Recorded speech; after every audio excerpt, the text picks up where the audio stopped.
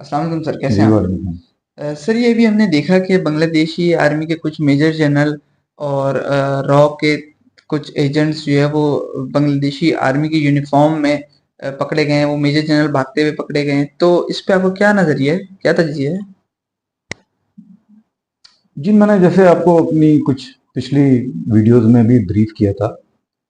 हमें ये बात समझना है कि जो बांग्लादेशी आर्मी है वो इनिशियली ट्रेंड जो हुई थी वो इंडियन इन्फ्लुएंस के अंडर में हुई थी। ऐसी सूरत में असेसमेंट है कि ये मुमकिन नहीं कि आपकी लॉजिस्टिक, आपकी कम्युनिकेशन, आपकी एडमिनिस्ट्रेशन अगर एक मुल्क देख रहा है, और दूसरी चीजें अगर एक मुल्क देख रहा है, एकेडमी से लेके रिक्रूटमेंट से लेके आपकी बोर्ड आउट तक, तो ये मुमकिन नहीं है कि उसके अपने लोग इम्प्लांट ना हो।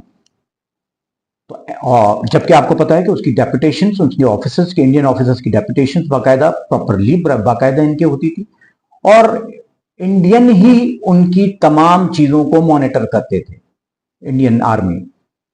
तो ये जो अब फैक्टर्स सामने आ रहे हैं इस वक्त जो बांग्लादेश की रिफॉर्म मूवमेंट चल रही है, और ये जो फैक्टर्स सामने आ रहे हैं कि कोई भाग रहा है, कोई छोड़ के, और बड़े बड़े ऑफिसर, इनके वजीर आजम आपके सामने और इंडिया की तरफ भागते हैं, ये तो ये बात बता रही है।